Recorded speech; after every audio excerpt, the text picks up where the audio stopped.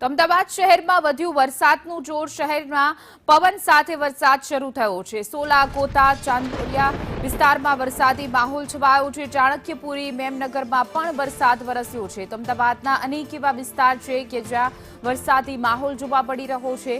ક્યાંક ધીમી ધારે તો ક્યાંક ધોધમાર વરસાદ વરસી રહ્યો છે.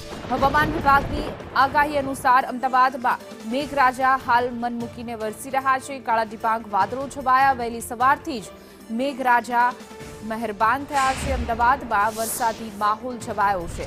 તો બીજી તરફ વિઝિબિલિટી પણ ઝીરો થઈ ગઈ છે અને સાથે જ વાહન ચાલકોને પણ ભારે હાલાકીનો સામનો કરવો પડી રહ્યો છે. સોલા, ગોતા સહિત ચાણક્યપુરી, મેમનગરના વિસ્તારમાં જોઈ શકાય છે કે રસ્તાઓ ભીંજાયા છે. વરસાદી માહોલ છવાયો છે અને હજુ પણ કાળા ડિબાંગ વાદળો ઘેરાયેલા છે.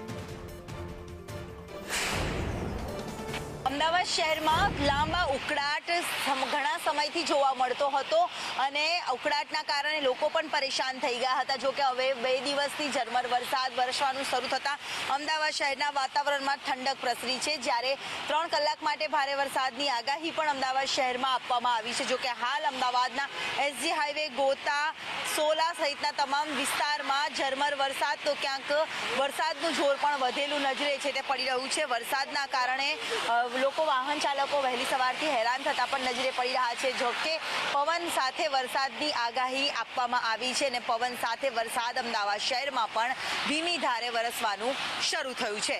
કેમેરામેન પુખરાજ શર્મા સાથે દિવ્યા ચૌહાણ.